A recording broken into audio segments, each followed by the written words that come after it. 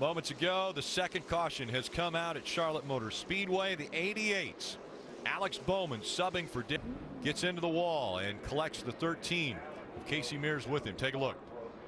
You can see the left front smoking really badly as he enters the corner. He knew something was wrong. He was trying to get out of the way, get on pit road, but got in the corner, probably just wouldn't turn. The 13 on the outside of Casey Mears just did nothing wrong, just in the wrong place.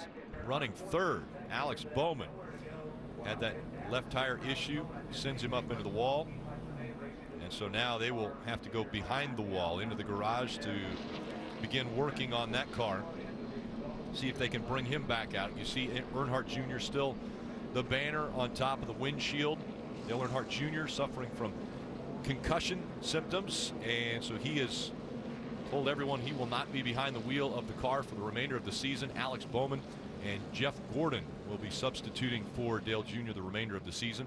Yeah, he's stuck on pit road right now. He's trying to get it to roll, but the car is damaged so badly he can't get it to move. He's at the entrance to the garage area. He just can't get the car to roll. Kenseth, after starting in the back twice, looks as though smoke rolling out from underneath the 22, and the caution has come out. 22 hit the wall. After winning this race last year, up into the wall he goes. Looks like he might have had a tire issue. Yeah, that's what we talked about. Steve just mentioned if you're better off pitting early than waiting. I know it's a gamble. See right here, the tire's down. Nothing he can do. Have the wheel turn. Say the tire went down. Be ready for a little right front down.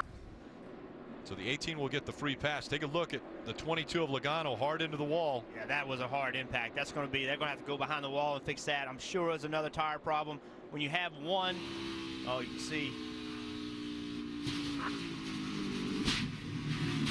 And that's a difference. Tire here, guys. Yeah, difference a year makes. Hard, even harder. On that Ford. We're right along again with the 22. This will sync up the driver and the right side looking out the car. You listen to the tire. Boom, right there. Oh. And that's how hard of a hit that was. Oh, you can see Joe Logano. He leaned all hard. That's the 47 of A.J. Allmendinger. For sure. Might not even be able to get it back.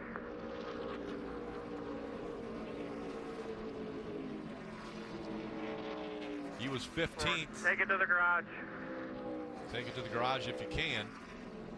He's in the wall, so, but just at the angle of impact, all those sorts of things, something mechanically happened to hit the wall like that. So with the tire failures we've seen, you have to assume that's what it is.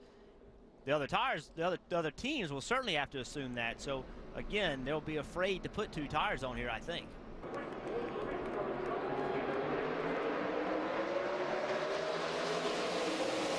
Oh, and he gets bumped from behind by the 78. Around goes the 3 on the restart. The 24 of Chase Elliott also around.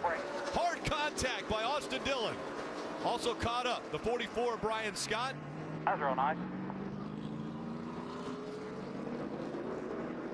That's what I was talking about. If the 3 couldn't accelerate, how patient could the cars be behind him? It seemed like the 3 didn't go fast enough for the 78. There was definitely contact between the 78 and the 3. But you know, he was doing pretty good against the 48. The 48, it wasn't really pulling him. It's like the 48 and the 3 both had trouble in the restart. But little things matter. Think about Chase Elliott. The decision made to start on the inside versus the outside. One spot put him in this position. The 78 just got to the back of him, trying to push him. Not trying to wreck him, trying to push him to help him. But as you said, heavy impact for Austin.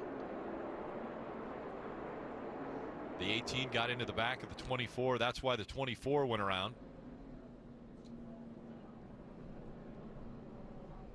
You see right there, the 78 gets underneath the back of the 3, trying to push him. You see the 11, it pushed the 48 hard enough to knock the 48 out of his line as well. Don't know how much damage is on the 18.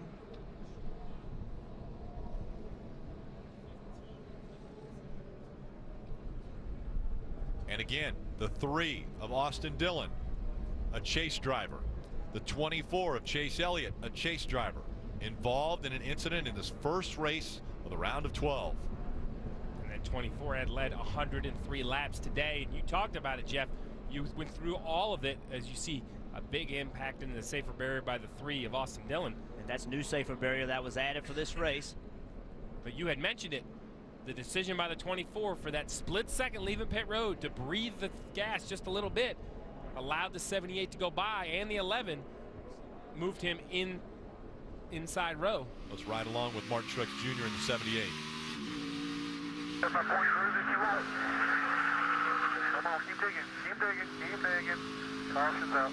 You have to wonder if, here it is from the 24. See the contact there, he lifts, just collected from behind.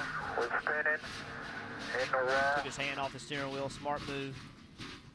See those impacts, you know, that's on a restart. They're not even up to speed yet. So think about, you know, how big that impact is, how hard these race cars hit. You hear drivers, you hear people talk about, you know, these cars are safe today. Let me tell you something, you hit that, see what it feels like. 3,400-pound race car slamming into the wall. Look at the 3 car, this impact. Yeah, big hit. Huge. You have to wonder, watching that restart, if when Martin Truex got there, that was the time that the 3 was shifting. You know, he was going from one gear to the next, and that slowed him up just that little bit. Because if you watch the 78, that's what he was doing. He had just shifted prior to getting to the 3. I wonder if that little bit of lag, not that Austin did anything wrong, but that little bit of lag of going from one gear to the next, the timing of that is what caused this wreck. I was thinking the exact same thing, Jeff, because when we were on board with the 78, the timing of it was too perfect, and the 78 didn't really even make contact. It's like he got to the rear bumper of the 3 at the same time that the 3, I won't say checked up. I don't think he checked up, but he stopped accelerating. So let's go back on board with the 78 right here. Watch when he shifts. It's exactly the same time he shifts. So if the 3 is, you know, a half a count behind in his shifting, the 78 gets into his bumper just when he gets out of the gas. Yeah, watch on these in cars, just the way these. It's an engine off turn 4, running in the 2nd position, Rick. Unbelievable bad luck for the chasers today, and this one now it looks as though it's claimed Denny Hamlin in the 11. Hamlin. Yeah, and no warning. No warning. I guess it was our time. So now a driver who a year ago finished 2nd in this race, 2nd at Kansas, and then had an issue with the roof flap. It starts off the round of 12 with bad luck. This is emotionally the most difficult thing for a race team, for a driver, for a crew chief, to go out, have a good car, running inside the top 3. A mechanical failure like this, you know these same engines are what got you into the chase, but you see a huge plume of smoke out of the back of the 11. That's usually a catastrophic failure, in my opinion. I don't believe we're going to see any sort of repair there. You hear it, just listen to the engine. Right there.